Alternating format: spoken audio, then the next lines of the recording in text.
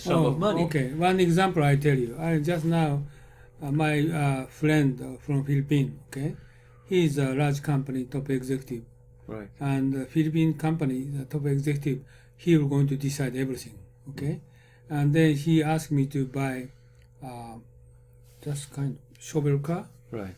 and my family doing that kind of business. He want to buy it, and he will come to Japan next January. But I told him, no. They told me they cannot wait until next January, and you need to make prepayment. But he said he don't want to prepayment without visiting that and have a look for this shovel car. Right. So, okay, it means we cannot keep it until next January. Right. So this is next January. I'm going to give you another information. New shovel car will come up.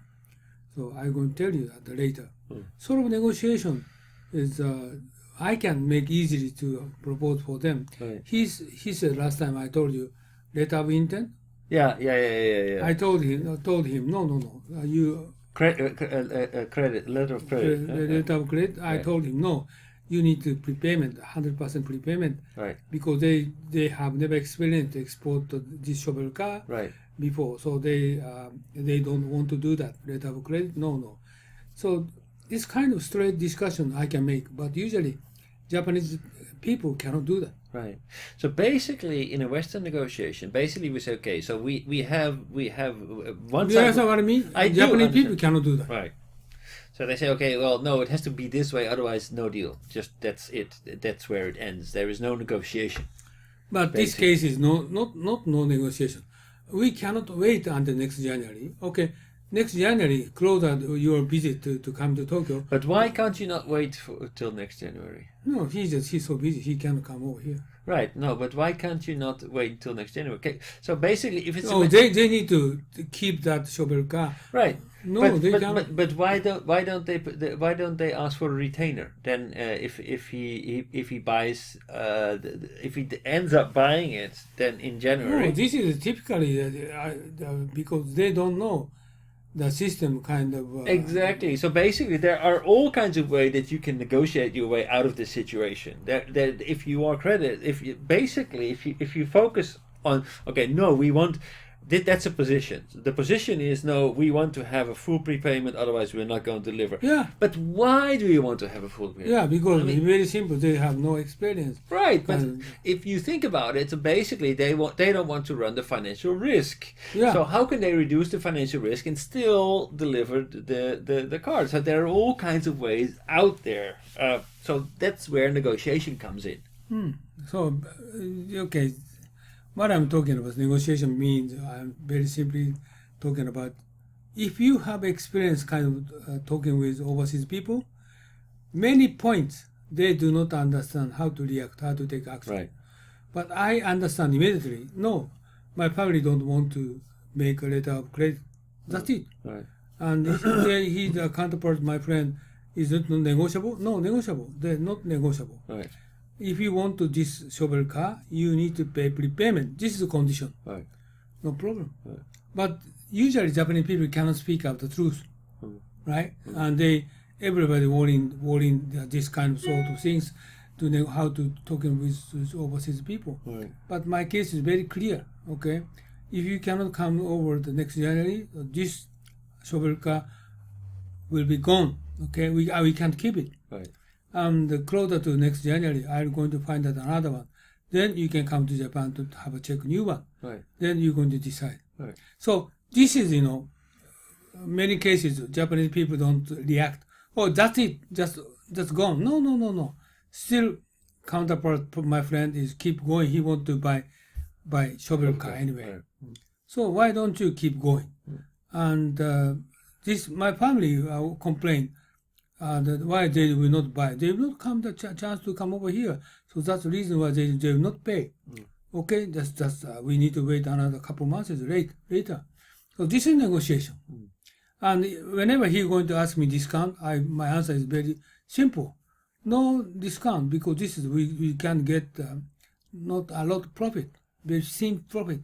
So we cannot negotiate the price. Well, maybe you can give a little discount if he immediately pays up front, or if if he takes care of Of course. if he takes care Yeah, of the of course. shipment, of course, so that of course. right, if he Yeah. takes care of his own insurance or whatever. So This is the final result. right. Right. Of course. But usually Asian people is pre-condition. Right. They 100% they ask us for discount. Right. Chinese. He's overseas Chinese. Right. So this is exactly. So I was talking to you about Okay, my I job know. application, right? So basically, I've talked with the CEO. I've talked with the IT manager, and I thought everything was okay. Then I figure out that HR making a problem. How come that if the CEO says, if the IT manager, that HR is making a problem, how on earth is that possible? Then they decide by themselves, no, we cannot hire you. But wait, why don't we negotiate about this? How can we, basically, okay, so you have a personnel stop, but isn't there a different way? Can't we work out like maybe a temporary work agreement that I could be working on freelance until the rules change? Why don't we negotiate this? Why do we immediately slam the door and say, okay, impossible? Negotiate. Try to make a difference between your position and your interest. Try to find, okay, where do our interests meet? So if you want to hire me CEO, if you want to hire me IT manager, then why don't you make the extra step and negotiate? Okay, this is talking about hiring people. Right. For example, the negotiations are everywhere around us, but very, very often in Japan I find that people on their end of the table, they completely prepare everything. They made their own rules and said, okay, so this is it. So this is a box. And when they negotiate, they're just coming to show their box. Nice box, isn't it? It's a nice box. Hi, this is how much it costs. There is no negotiation. There is no negotiation about the context, about the color, about the price, nothing. There's no negotiation. So basically, this is not how you can do business. No, this is negotiation. But I'm talking about.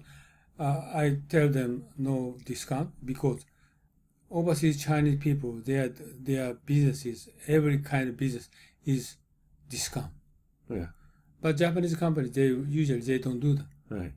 So they expect us. But that's very entry level. I know that. I know that. But beforehand, I never tell them any discount. Right. As you know, the Japanese business habit, business custom, we don't do that. The final result, maybe we just doing a little bit, but not like a 20%. No. Right?